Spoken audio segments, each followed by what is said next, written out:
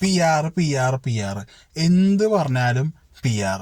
ഈ big boss മലയാളത്തിൽ എന്ത് പറഞ്ഞാലും തോക്കുന്ന ആൾ പറയും അപ്പുറത്തെ ആൾ ജയിക്കാൻ കാരണം PR ആണെന്ന്.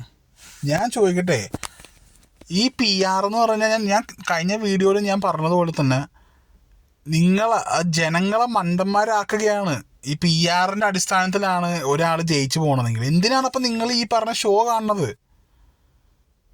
ഇപ്പം PR കാരണമാണ് ഇപ്പം അനുമോൾ നിന്ന് പോണത്, അല്ലെങ്കിൽ അക്ബർ നിന്ന് പോണതെങ്കിൽ, അല്ലെങ്കിൽ 16 ലക്ഷം കൊടുത്ത് അനുമോൾ PR എടുത്തു, അല്ലെങ്കിൽ ആയാലും PR എടുത്തു എന്നിങ്ങനത്തെ ഓരോ സ്റ്റേറ്റ്മെൻറ്റ് വിടുമ്പം ആ ജനങ്ങളെ, കഴിഞ്ഞാണ് പറഞ്ഞത്, ജനങ്ങളെ അത് ഒരു മന്ദബുദ്ധികളാക്കണതിന് തുല്യമല്ലേ?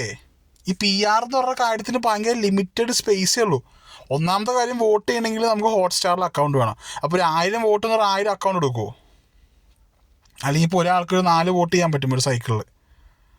അപ്പം ഇത്രയും പാടുപെട്ട് ആൾക്കാർ ഒരാൾക്ക് ഇങ്ങനെ ജയിപ്പിക്കും എന്നാണോ പറഞ്ഞത്?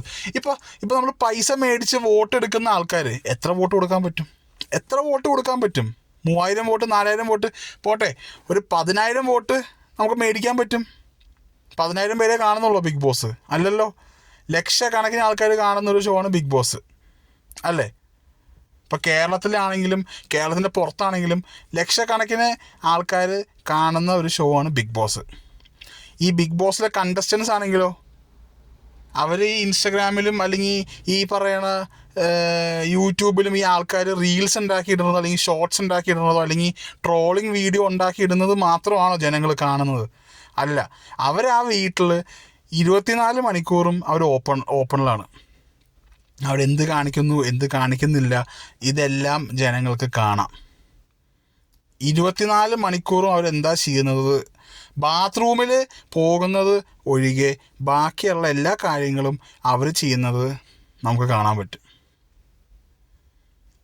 അതുകൂടാണ്ട് ഏഷ്യാനെറ്റിൽ 1 മണിക്കൂർ ഡെയിലി ഇതിൻ്റെ പരിപാടിയുണ്ട്.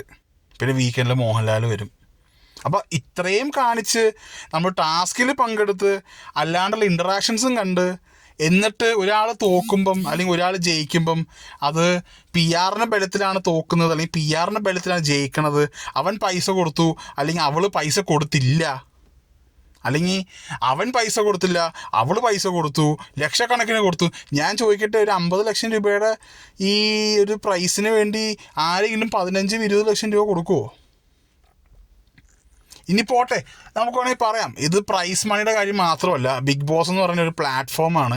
ഈ ബിഗ് ബോസ് കഴിഞ്ഞാലും അതിൻ്റെ ബെനിഫിറ്റുകൾ കിട്ടും. അതുകൊണ്ട് തന്നെ നമുക്കിപ്പോൾ പൈസ കൊടുക്കുന്നത്.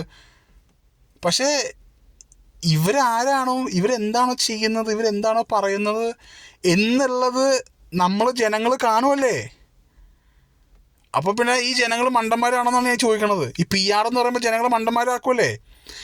ഇനിയിപ്പോൾ നിങ്ങളിപ്പോൾ ഒരു ജനത്തിൻ്റെ ഒരു അംഗമാണെന്ന് വെച്ചോ, നിങ്ങൾക്ക് മനസ്സിലായി, ഓക്കെ, നിങ്ങളുടെ വോട്ടിന് ഒരു വാല്യൂ ഇല്ല, PR അടിസ്ഥാനത്തിൽ ബാക്കിയുള്ള മണ്ടന്മാർ പോയി വോട്ട് ചെയ്യുമ്പോഴാണ് ഇപ്പം നിങ്ങളുടെ യഥാർത്ഥമായ വോട്ടിന് വാല്യൂ ഇല്ല. അങ്ങനെയാണെങ്കിൽ ബിഗ് ബോസ് കാണണ്ടെന്ന് വെക്ക്. ബിഗ് ബോസ് കാണണ്ട, നിങ്ങൾക്ക് ഒരു വാല്യൂ തരുന്നില്ല. നിങ്ങളെ ചുമ്മാ ഒരു പൊട്ടന്മാരാക്കിയിട്ടിരിക്കുന്ന ഒരു സാധനത്തിന് എന്തിനും നിങ്ങൾ കാണണം? നിങ്ങൾ കാണണ്ട. ഈ പറയുന്ന PR ക്യാമ്പയിനിൽ പങ്കെടുക്കാത്ത ആരും തന്നെ ഇത് കാണണ്ടെന്ന് വെക്ക്. കുറച്ച് നാൾ കഴിയുമ്പോൾ ബിഗ് ബോസിൻ്റെ റേറ്റിംഗ് കുറയും. അപ്പോൾ ഈ ഏഷ്യാനെറ്റും എൻഡമോൾ ഷൈനും ഒക്കെ നോക്കും എന്താണ് സംഭവം. അപ്പോൾ അവർക്ക് മനസ്സിലാവും ഇങ്ങനെ നടക്കുന്നുണ്ട്. അപ്പോൾ അവരത് സ്റ്റോപ്പ് ചെയ്യാനുള്ള സ്റ്റെപ്സ് എടുക്കും.